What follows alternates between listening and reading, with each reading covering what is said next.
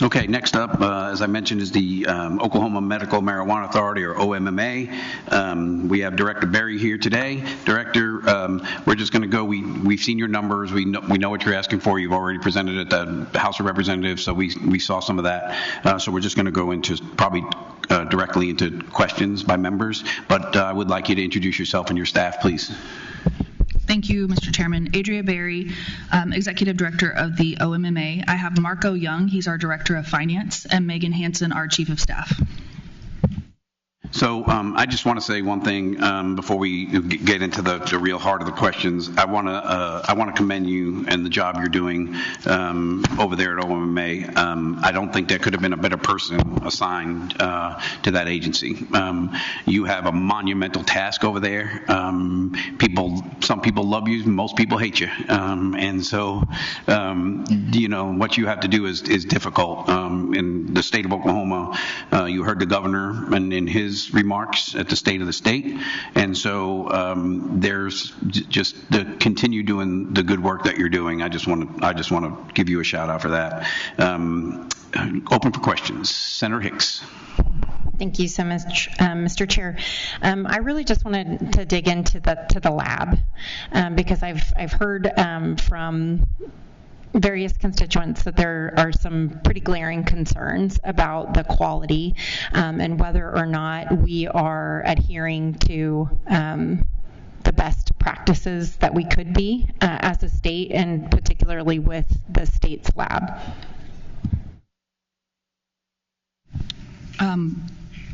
We are adhering to all best practices and the law.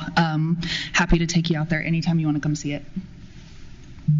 So I guess specifically when there's been some concern or questions about the results, I know Loft released a report about the lab in particular, and so in some of those public documents there's been some questions about the samples, and when the request was made to get the information, the response was that since we have a third-party vendor that's located in Florida, that they don't have to abide by the Open Meetings Act, which would allow us to have those records. And I've been in communication with the office, so I apologize. I didn't mean to spring this on anyone. But ultimately, where are we in getting access to the samples and specifically the results that have been alleged through our state lab? I haven't seen the Loft report that to which you're referring, and there's a statute, Oklahoma state law, that protects business information, OMMA licensed business information in the track and trace system. I don't know what the answer about the third-party vendor. Our track and trace system data belongs to OMMA, belongs to the state. So what I am hearing is a lot of misinformation's been given to you, Senator Hicks, and I would love to sit down with you and get you the correct information, get you the data that you're looking for, because I am not familiar with anything that you just said. Follow-up? Okay, thank you. Can you just talk to me about your FTE? That's one question I had. Your FTE year to date, I think, is 208, and we budgeted for 246, I think. Can you just kind of talk about that? Because, you know, FTE is always a big deal, and I just would, if you could visit with that. I think last year you only had 222, so I just want to know what the reason is. Yes, and very fair question. And I think, as you stated, we're a new agency. There are a lot of unknowns, and every year when bills pass, we have to assess whether we need employees or not. We'd rather go with the not if we can spread the work around. There are still some unknowns, specifically as the QA lab is ramping up, because we're going through the accreditation process right now through it's the ISO 17025 through ANAB. So for anyone to be asking for our testing results from our state-run lab, those are limited because the lab is just now going through accreditation. So that's why I'm very unfamiliar with the previous line of questioning. Would love the opportunity to correct some of the the information there. But as far as the QA lab, we're going to need a few more employees there.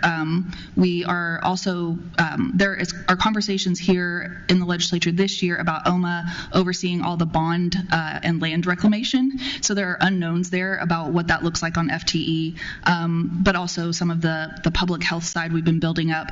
We right now have 219 FTEs at OMMA because we had 6 people start recently. Thank you. Further questions? Senator Rader.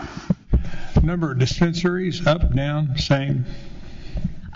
It's down a little bit, but we're still at about 1,500 dispensaries. And started with how many 2 years ago? Well, the program started licensing in 2018, and I don't know the peak number, but I can get that for you. But it's continually to decrease, isn't that correct? It is decreasing as the market starts to even out, yes. So is the market taking away some questionable actors and maybe better actors are remaining to run those dispensaries? Yeah, I mean, it's partially market and partially enforcement efforts. So do you see that continuation along those lines, that the number will continue to decrease and the stronger dispensaries will remain? Yes, sir. Okay, thanks.